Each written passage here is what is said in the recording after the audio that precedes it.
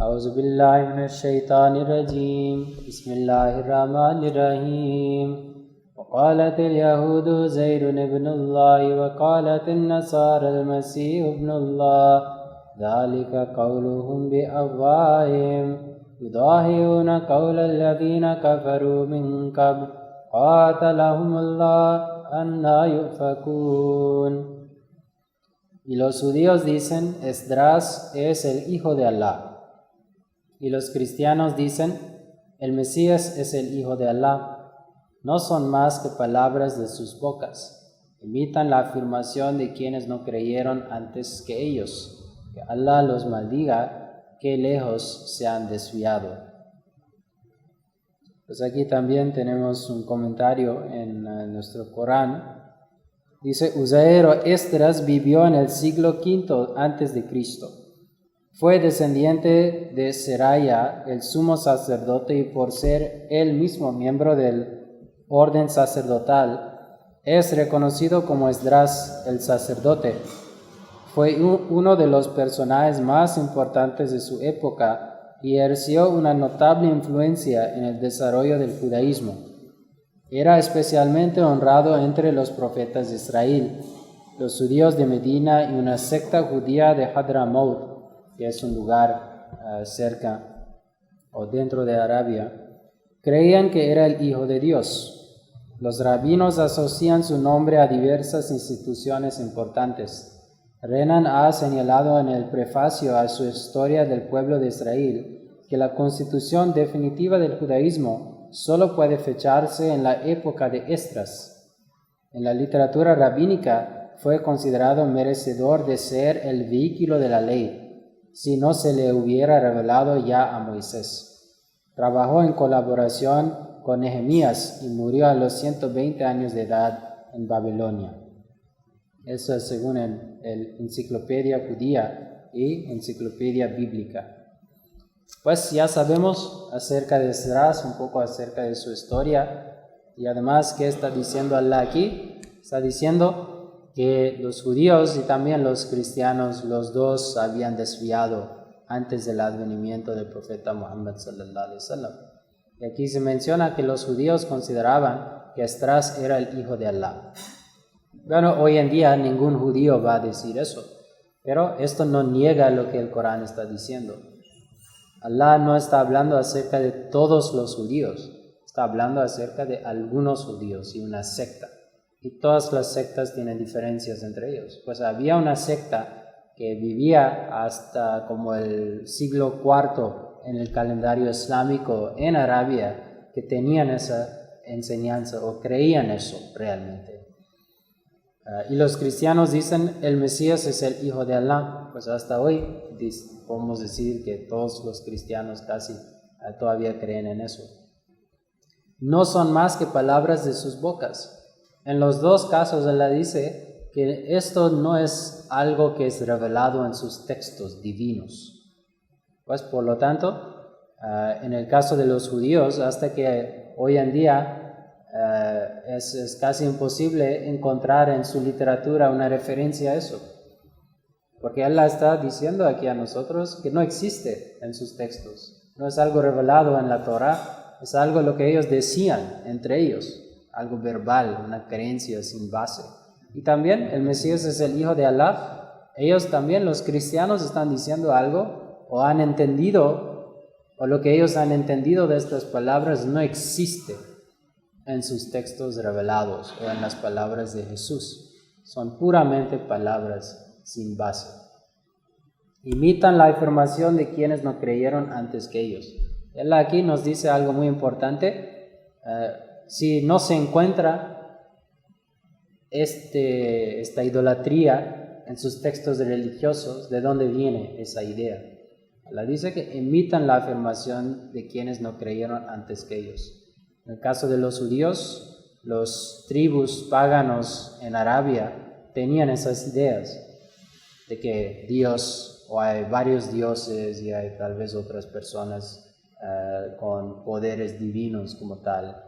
Ellos, los judíos en esa época, copiaban las enseñanzas de estos otros grupos. Y también los cristianos Ya hoy es muy conocido que los cristianos adoptaron las creencias de las personas paganas que populaban el imperio romano, ¿sí? Y todo el concepto de que un ser humano puede volverse en Dios o después de su muerte se vuelve en un tipo de hijo de Dios o se vuelve divino, estas creencias ya existían antes de ellos. Esa la dice que solamente están imitando la afirmación de otros pueblos antes que ellos. El Mesías prometido en el comentario de eso dice que mira, entre los hindús existe el concepto de la Trinidad. Ellos y todos los argumentos para justificar la Trinidad ya los hindúes lo mencionaban antes del cristianismo para probar sus creencias. Pues todas estas ideas que no fueron enseñadas por los profetas de Dios se encuentran en los pueblos antiguos. Ellos son los originarios realmente de esas ideas, que luego los judíos en algunos casos y los cristianos hasta hoy han imitado. Que Allah los maldiga, qué lejos se han desviado. اتخذوا أحبارهم ورهبانهم أربابا من دون الله والمسيح ابن مريم وما أمروا إلا ليعبدوا إلها واحدا لا إله إلا هو سبحانه عما يشركون. Han tomado a sus sabios y monjes como señores en lugar de Allah, y de igual modo han tomado el Mesías, hijo de María, mas solo se les ordenó adorar al único Dios. No hay otro Dios sino Él, santo es Él por encima de lo que le asocian. Aquí también tenemos una nota. Se menciona que ahbar son los doctores judíos y rohban los monjes cristianos. Pues aquí, en el primer lugar, los sabios se refieren a los eruditos de los judíos y los monjes se refieren a los eruditos de los cristianos, ¿sí? Pues Allah aquí también está explicando o nos ha dado otra explicación del versículo anterior. Señores en lugar de Allah. Es posible que en el versículo anterior, cuando Allah refirió a la creencia de los judíos acerca de Esdras, no es en el sentido literal. Como en este lado Allah dice, sus sabios y sus monjes como señores en lugar de Allah, no es literalmente. No hay ningún judío y no hay ningún cristiano que va a decir que sus eruditos son igual a Dios.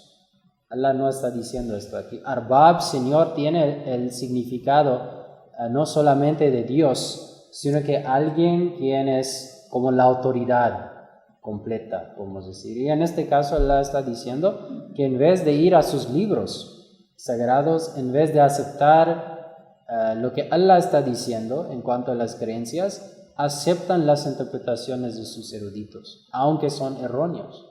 Eso es muy, muy común, ¿no? Si se presenta algo desde la Biblia en muchos casos ante cristianos o judíos y se dice que mira, ¿qué es eso? Van a decir que no, mira, en tal y tal siglo esa persona dijo eso y eso es lo que nosotros seguimos. O mi pastor me dijo esto, o el sacerdote dijo eso, o algo así. En vez de ir al libro y ver lo que Allah ha dicho, ellos ponen las palabras de otros seres humanos arriba de lo que Allah está diciendo. Y en ese lugar prácticamente han tomado a ellos como señores en lugar de Allah. Aceptan sus palabras más que las palabras de Allah. Y de igual modo han tomado el Mesías, hijo de María. Pues aquí Allah hace una diferencia, ¿no? Que la manera en la que ellos tomen el Mesías, hijo de María, es diferente, obviamente. Para él, ellos dan un rango aún más grande de ser el hijo divino de Dios. Pero a los demás pastores y sacerdotes y cosas así, ellos aceptan también sus interpretaciones más que lo que realmente las palabras de Jesús nos revelan. Más solo se les ordenó adorar al único Dios. Y aquí Allah nos da un argumento, una evidencia, que no hay ningún lugar en la Biblia, en las palabras de Jesús, donde Jesús dijo que sus seguidores deben de adorar a otra persona, a otro ser. Aún Él no dijo que deben de adorarle a Él. Siempre dijo que deben de adorar a Dios único. No hay otro Dios sino Él. Santo es Él por encima de lo que le asocian. Estas creencias son muy lejos de la santidad de Dios. Allah es un ser completamente puro, y asociar a alguien con Allah en alguna manera, cualquier manera, o sea, un hijo o otra persona, va en contra de su santidad, ¿sí?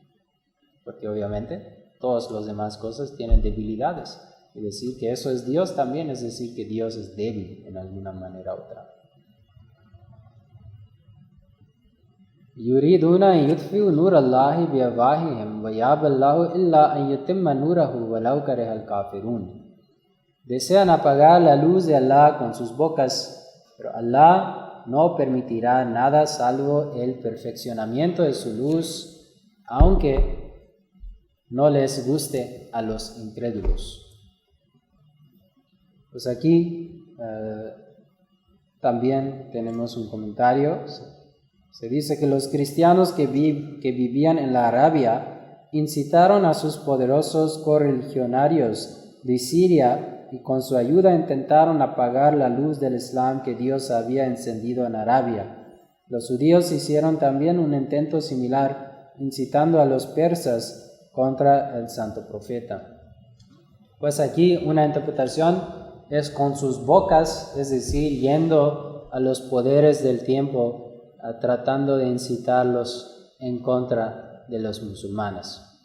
Y la otra interpretación, que también es una interpretación válida, la luz de Allah con sus bocas, que cuando Allah muestra su luz, es decir, que ya no solo nos quedamos en argumentos verbales, en textos religiosos, sino que cuando Allah muestra el cumplimiento de las profecías, cuando Allah muestra milagros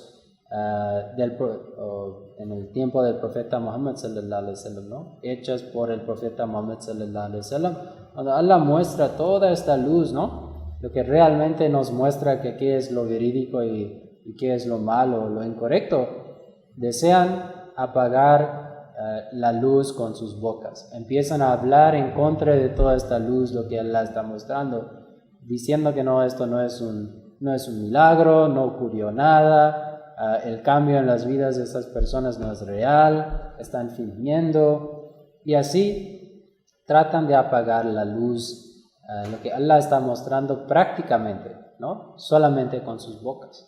Pues ellos no están mostrando lo mismo, ¿sí? No es que ellos pueden mostrar algo así, y por lo tanto lo único lo que pueden hacer es decir falsedades en contra de la verdad, lo que Allah prácticamente muestra con el advenimiento de un profeta. Pero Allah dice, no permitirá nada salvo el perfeccionamiento de su luz. Allah dice que va a continuar con todos estos milagros, todos los cambios en las vidas de los fieles, y Allah va a perfeccionar su luz en ellos, aunque no les guste a los incrédulos, a los kafirun, los que ocultan la verdad. Es decir, estos puede referir a cualquier no musulmán. هو الذي أرسل رسوله بالهدى ودين الحق ليظهره على الدين كله ولو كره المشركون. Él es quien envió a su mensajero con la guía y la religión de la verdad, para hacerla prevalecer sobre cualquier otra religión, aunque a los idólatras no les guste. Pues aquí también se menciona que los comentaristas del Sagrado Corán están de acuerdo en que, como se indica en un dicho del Santo Profeta, el triunfo final del Islam acontecerá en la época del Mesías prometido, cuando hayan aparecido las diversas religiones y hagan todo lo posible por propagar sus propias enseñanzas. La excelencia de los ideales y principios del Islam han empezado a reconocerse, y no está lejos el día en que el Islam triunfe sobre todas las religiones y sus seguidores entran en sus filas en grandes números. Pues aquí, primeramente, es una profecía, es algo lo que ocurrió en el tiempo del profeta Muhammad sallallahu alaihi wasallam. Durante su tiempo se perfeccionó la religión del Islam y se mostró su superioridad sobre todas las demás religiones que existían en ese momento. Pero los comentaristas nos han dicho, y también el Mesías prometido nos ha explicado lo mismo, que el cumplimiento perfecto de este versículo ocurrirá en el tiempo del Mesías prometido. Es decir, que ya se perfeccionó la religión, pero en su momento se extenderá la religión sobre todo el mundo. Y Él va a empezar ese trabajo en esa época. Pues este versículo también es una profecía que se puede usar para el advenimiento del Mesías prometido, alayhi salatu wassalam. Pues se menciona liyuzhirahu ala ad-din kulli walau karihal mushrikun, aunque a los idólatras no les guste. Pues en este caso hay varias interpretaciones aquí de que en el versículo anterior se usó la palabra los incrédulos y aquí se ha usado a los idólatras.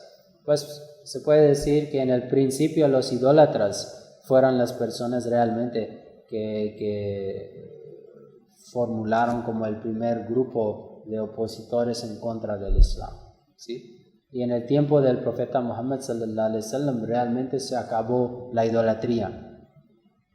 Pero después de eso, obviamente, los demás grupos, los cristianos, los judíos, las personas que recibieron un libro como tal, se ha mencionado en el versículo anterior. Ya ayyuhallazina amanu inna kathiran min al-ahbari war-ruhbani la ya'kuluna amwal an-nasi bil batil wa yasudduna an sabilillah wallazina yaknizuna az-zahaba wal fiddata wa la yunfikunaha fi sabilillah bashirhum bi'azabin alim. Vosotros los que creéis, en verdad muchos de los sacerdotes y monjes devoran las riquezas de los hombres con medios falsos y apartan a los hombres del camino de Allah. Pero a quienes atesoran el oro y la plata y no lo emplean en el camino de Allah, dales la noticia de un doloroso castigo. Pues aquí también Allah ha explicado que antes que esas personas, los seguidores de estas religiones, toman esas personas como líderes, como casi personas divinos, y aceptan sus interpretaciones en vez de las interpretaciones o lo que Allah ha revelado en los libros anteriores. Y aquí Allah dice, nos muestra la realidad con la mayoría de los líderes religiosos en el tiempo del profeta Muhammad sallallahu alaihi wasallam, y también luego, hoy en día también es vigente. Entonces Allah dice que muchos de los líderes de los sacerdotes y los monjes devoran las riquezas de los hombres con medios falsos. Es decir, que en vez de guiar, en vez de mostrar alta moralidad, esas personas ya no tienen la moralidad correcta para ser líderes religiosos. Y también apartan a los hombres del camino de Allah y no dejan a sus fieles entender o acercarse a la religión verdadera. Y luego Allah dice, los que atesoran el oro y la plata como tal, dales la noticia de un doloroso castigo. Pues en este caso Allah está hablando con esas personas, los líderes religiosos, que no solo es un asunto de teología, prácticamente ellos no merecen ser los líderes de los fieles por esa actitud, lo que ellos están mostrando. Yawma yuhma alayya fi nari jahannama fatukwa biha jibahuhum wa junubuhum wa zuhuruhum hadha ma kanaztum li anfusikum fazuqu ma kuntum taknizun. En el día en que se calentará el fuego del infierno, y sus frentes, sus costados y sus espaldas sean marcados con él, diciéndoseles, esto es lo que atesorasteis para vosotros, probad ahora lo que habéis amontonado. También acerca de eso,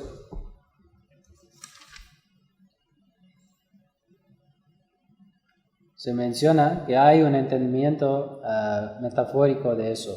Allah no es injusto y siempre el castigo, lo que se aplicará en el más allá, siempre según las acciones de la persona. Pues Allah aquí ha mencionado sus frentes, sus costados y sus espaldas. Estos tres lugares serán marcadas o castigadas. ¿Por qué?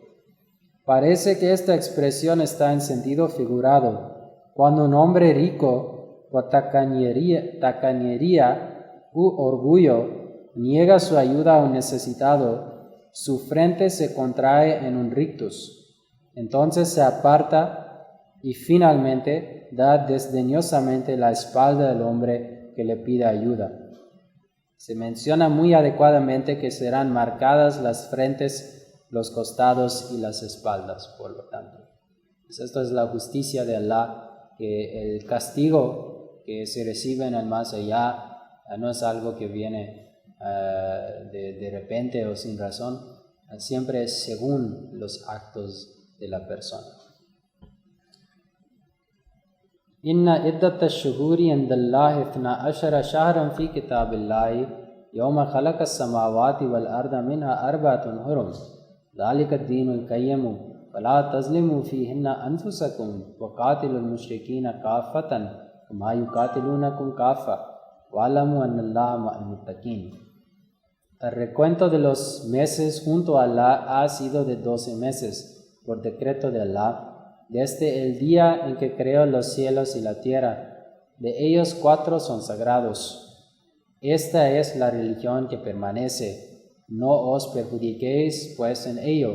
Combatid a los idólatras todos juntos como ellos os combaten unidos. Y sabed que Allah está con el justo. Pues aquí Allah ha mencionado que hay 12 meses y hay 4 que son sagrados, ¿sí? Pues ¿qué es eso?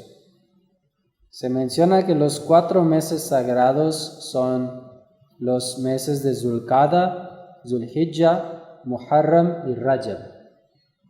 3 de estos meses vienen juntos, es decir, Zulqada, Zulhijja y Muharram vienen juntos. Zulhijja es el mes donde los musulmanes realizan el Hajj, el peregrinaje, y Rajab viene como en el medio del año. ¿Por qué estos meses son sagrados? Fueron sagrados antes del Islam también, porque los idólatras también hacían un peregrinaje hacia la Meca y hacia la Kaaba. Como desde el tiempo del profeta Abraham fue considerado un lugar sagrado para los árabes. Por buena razón, era una mezquita desde el principio. Pero Allah aquí dice que habían 4 meses sagrados, es decir, que también según todos los árabes era prohibido luchar o tener guerra en estos 4 meses. Y este tiempo de paz daba la oportunidad a los peregrinos llegar sin riesgo a la ciudad de Meca y cumplir con los ritos allá. Pues un mes antes, un mes para los ritos, digamos, y un mes para regresar. Pues tiempo suficiente para un viaje desde lugares lejos para llegar a la Meca y luego regresar.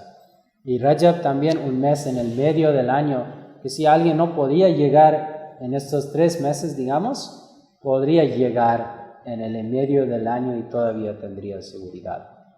Sin embargo, Allah dice, no os perjudiquéis pues con ellos. Es decir, que nadie debe de romper estas reglas, es para mantener la paz. Pero combatid a los idólatras todos juntos como ellos os combaten unidos. Es decir, que si ellos rompen esas leyes y ellos te combaten unidos, es decir, que no es como un ataque de una persona individualmente, sino que si ellos tienen un ejército y salen en contra de ustedes en estos meses, los musulmanes tienen la obligación también de defenderse. Y en ese momento, los musulmanes no deben de pensar que estos meses son meses sagrados. Ellos no son los agresores en este caso, y por lo tanto, deben de defender las vidas de los inocentes. Y saber que Allah está con el justo, es decir, que los musulmanes no son los que están rompiendo estas leyes. Son el otro lado. Los musulmanes solamente están defendiéndose. Y Allah sabe eso. Pues Allah siempre está con el justo. إنما النسيء زيادة في الكفر يضل به الذين كفروا يحلونه عاما ويحرمونه عاما ليواطئوا عدة ما حرم الله فيحلوا ما حرم الله زين لهم سوء أعمالهم والله لا يهدي القوم الكافرين. En verdad, el aplazamiento de un mes sagrado es un aditamento para la incredulidad.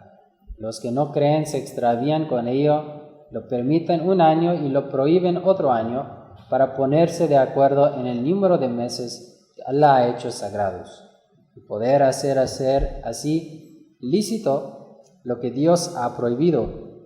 La maldad de sus acciones se les hace parecer justa a sus ojos. Allah no guía a las gentes incrédulas. Pues aquí Allah menciona el aplazamiento de un mes sagrado es un aditamento para la incredulidad. Se menciona que en este versículo se hace referencia a una antigua costumbre árabe. Los 3 meses sagrados sucesivos, Zulqada, Zulhijja y Muharram, parecían a veces demasiado tiempo para abstenerse de sus correrías de rapiña. Por tanto, para sentirse libres de las restricciones de los meses sagrados, a veces trataban el mes sagrado como un mes ordinario y el ordinario como uno sagrado. Y así movían los meses. Y ellos tenían una manera que durante de los meses sagrados, si ellos querían atacar a otra tribu, atacar a alguien en esos meses, un líder suyo se levantaba y decía que yo soy una persona contra de quien nadie puede decir nada. Y así estaba anunciando, ¿no? Que ya el mes no es sagrado para nosotros, podemos atacar a otras personas. Y en vez de este mes que ellos violaban, ellos hacían otro mes sagrado en vez de ese mes. Y así pensaban que no estaban rompiendo tanto las leyes de Allah. Pues Allah dice que eso no es correcto, ¿no? Cuando hay una obligación, no se puede romperlo y luego hacer algo en vez de eso y pensar que no pasa nada.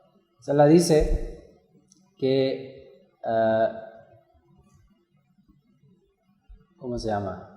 el aplazamiento de un mes sagrado es un aditamento para la incredulidad. Es incredulidad, ¿sí? Es rechazar lo que Allah ha dicho. ¿Sí? Lo permitan un año y lo prohíban otro año para ponerse de acuerdo en el número, ¿sí? Y la maldad de sus acciones se les hace parecer justa a sus ojos. Pues cuando una persona ya no tiene la luz interna, empieza a pensar que sus malas acciones también son correctas y no pasa nada. Pues Allah no guía a las gentes incrédulas, pues los que niegan la verdad y lo ocultan y no reflexionan sobre las cosas verdaderas, Allah no guía a esas personas ni sus corazones. Pues obviamente sin la guía de Allah esas personas van a empezar a pensar de lo que ellos están haciendo es completamente correcto.